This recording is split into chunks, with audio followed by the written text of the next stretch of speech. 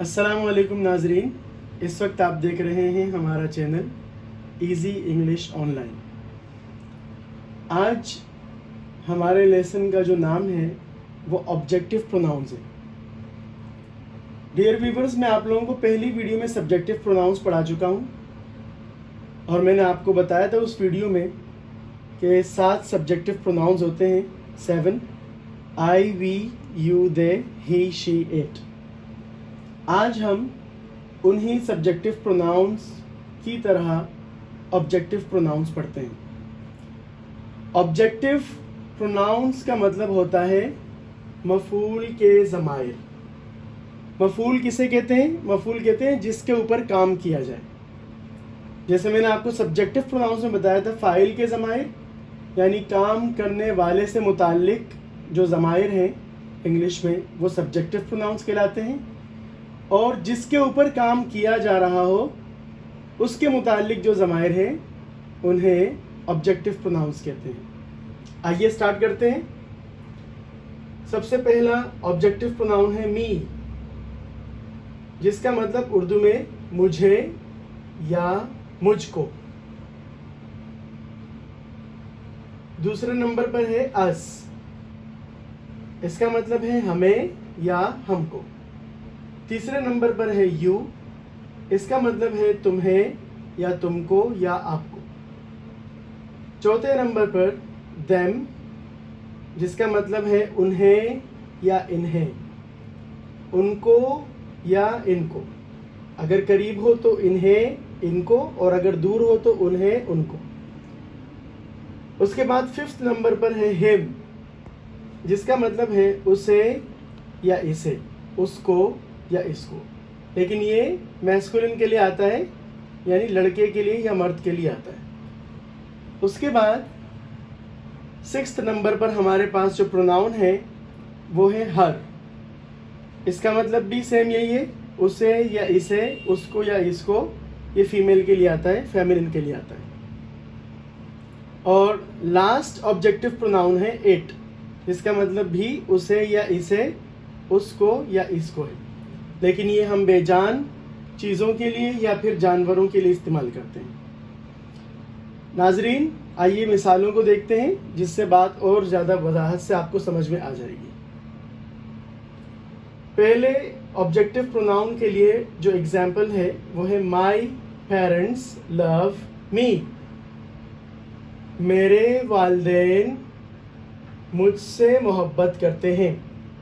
इसमें हमारा objective pronoun है मी, ठीक है।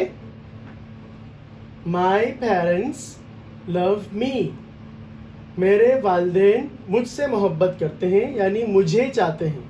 हमारे सेंटेंस, हमारे प्रोनाउन के हिसाब से इसकी ट्रांसलेशन होगी मेरे वालिदैन मुझे चाहते हैं या मुझको चाहते हैं, और उर्दू मुहावरे के हिसाब से इसका तर्जुमा होगा मेरे वालिदैन मुझसे मोहब्बत करते हैं, ठीक है।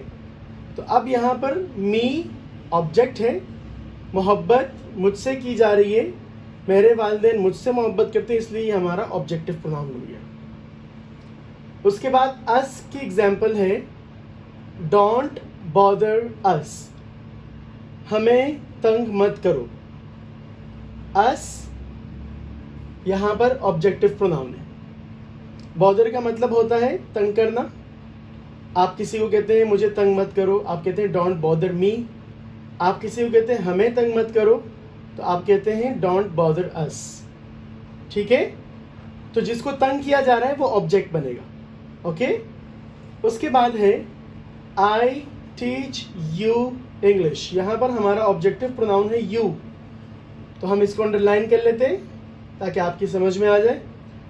आई टीच यू इंग्लिश, मैं आपको अंग्रेज़ी पढ़ाता हूँ।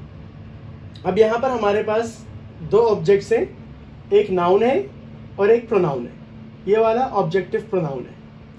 आई टीच यू, मैं आपको पढ़ाता हूँ इंग्लिश, अंग्रेज़ी, ओके। तो चूंकि मैं आपको पढ़ाता हूँ तो आपके ऊपर काम हो रहा है या फिर इंग्लिश के ऊपर काम हो रहा है, इसलिए मफूल ये दोनों बन सकते हैं। तो ये हमारा नाउन है ऑब्जेक्ट, और ये ऑब्जेक्टिव प्रोनाउन है। उसके बाद है देम, जिसकी मिसाल मैंने लिखी है कॉल देम, उन्हें बुलाओ या उनको कॉल करो, दोनों मतलब बन सकते हैं। तो यहाँ पर हमारा ऑब्जेक्टिव प्रोनाउन है देम। मैं आपको पहले बता चुका हूँ कि प्रोनाउन हम उसको कहते हैं जिसको हम नाउन की जगह यूज़ करते हैं, यानी अगर सेंटेंस में हम नाउन को यूज़ नहीं करेंगे तो हम उसकी जगह ज़मीर को यानी प्रोनाउन को लगाएंगे। ठीक है,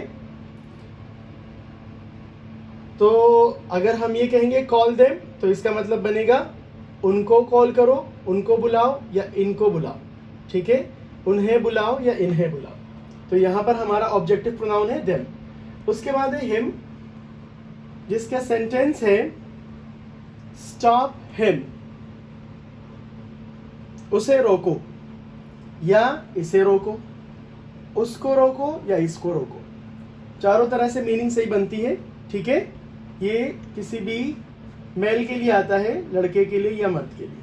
ठीक है, सिक्स्थ जो हमारे पास प्रोनाउन है उसके लिए एग्जाम्पल है टेल हर, उसको बताओ या उसे बताओ या इसे बताओ या इसको बताओ।